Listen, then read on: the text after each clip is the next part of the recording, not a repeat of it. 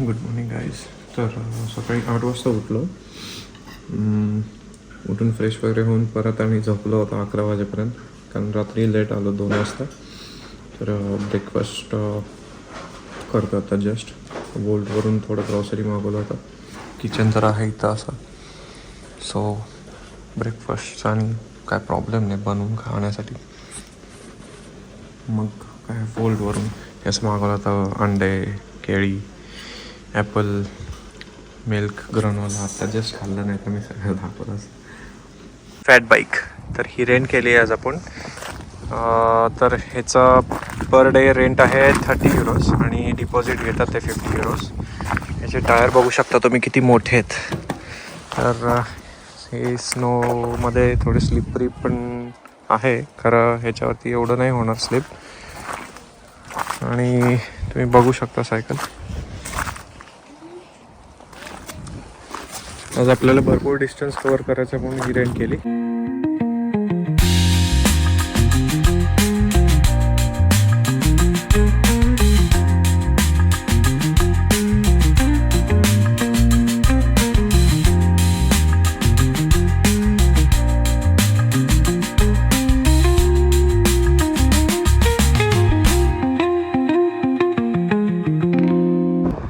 तर 20-25 मिनटं झाले मी सायकल चालवतो आणि रोड पण एवढं काय स्लिपरी नाही आहे.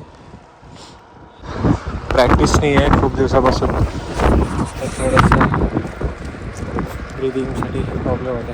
आणि टेम्परेचर पण थोडं लो आहे, सो सायकलिंगसाठी पण थोडंसं दम लागतं.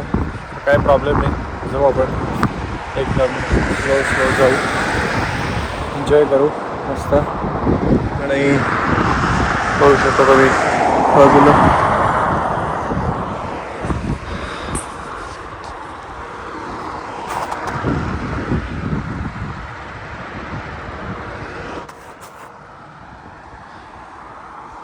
अजून एक 1.5 तास लागेल इथून कंप्लीट.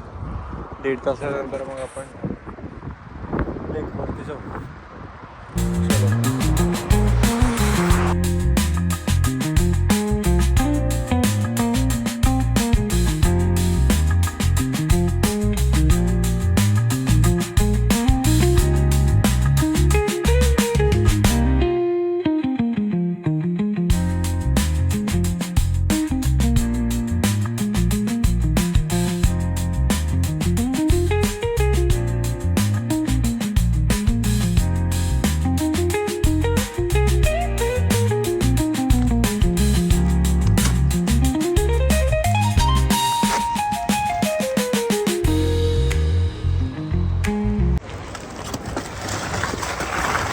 आता इथून थोडा रोड स्लिपरी चालू झालेला आहे.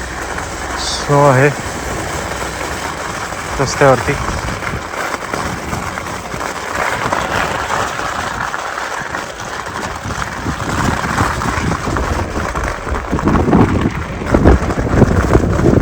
थोडीशी माझी बाईक जी आहे ती आत्ता स्लिप व्हायला लागलेली आहे. पाणी पण आहे मध्ये आधी कुठं तर.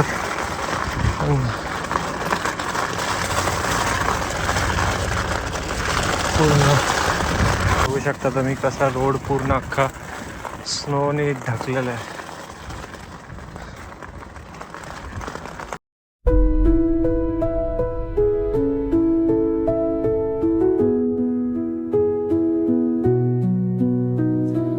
Through the stillness, the clouds drift high. Thoughts like breezes whisper by. Endless waves of a calm blue sky, where dreams take wings and learn to fly. तुम्ही माझ्या मागे पाहू शकता रेनडियर कसे घेऊन चाललेत हे सगळे रेनडियर राईडसाठी. काय व्ह्यू आहे यार.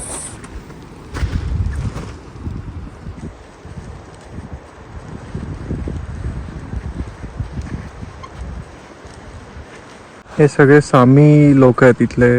लोकल लोकांचे रेंडियर्स आहे, बिझनेस आहे.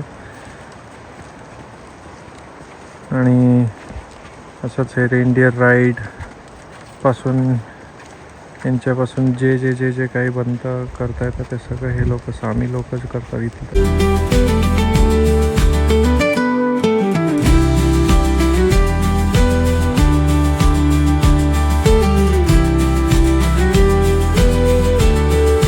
असा एक छान असा व्ह्यू माझ्यासमोर आहे आता.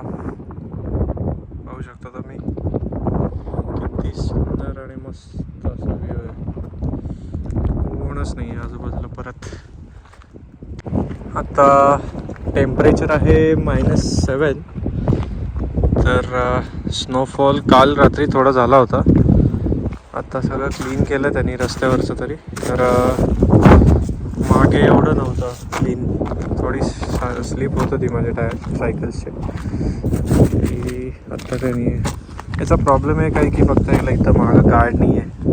सो एवढं पाणी वगैरे असं काही उडत नाही माझ्या बॅगेवरती, कारण मी कवर लावलेलं आहे बॅगेला.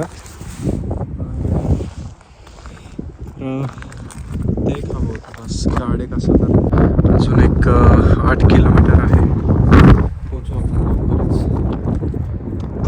लेक हेच एक प्रॉब्लेम झालेला आहे. तर इथं जात असताना एक बोर्ड पाहिला मी. त्या बोर्डवरती लिहिलं आहे की entry without special permit prescribed on a pain of punishment.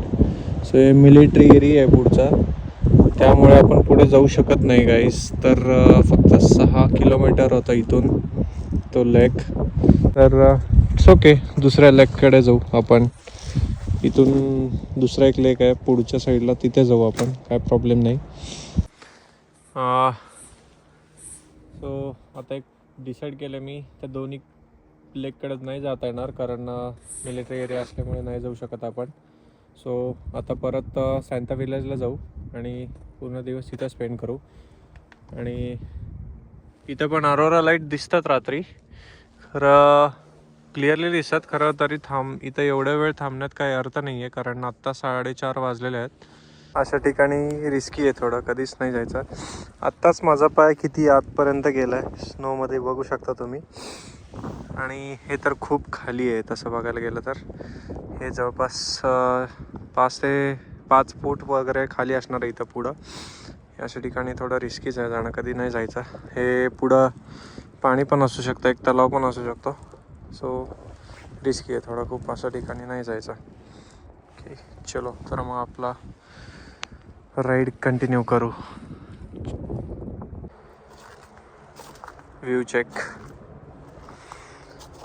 पूर्ण स्नो आहे रस्त्यावरती. फुल स्लिपरी रोड आहे, बघू शकता किती हार्ड आहे आणि स्लिपरी आहे. पाय पण घसरतात त्याच्यावरून. थोडंसं सायकल चालवण्यासाठी पण प्रॉब्लेम होत आहे. जास्त लांब नाही आहे, 1-2 किलोमीटरचा पॅच आहे जो असा आहे. खरं नाईस, मस्त मजा आली सायकलिंग करून. तर आता चलो जाऊ सांता क्लॉज विलेजच्या इथं. आणि असं पाहू शकता दोन्ही साईडला फॉरेस्ट आहे. ते पण फॉरेस्ट, इकडे पण.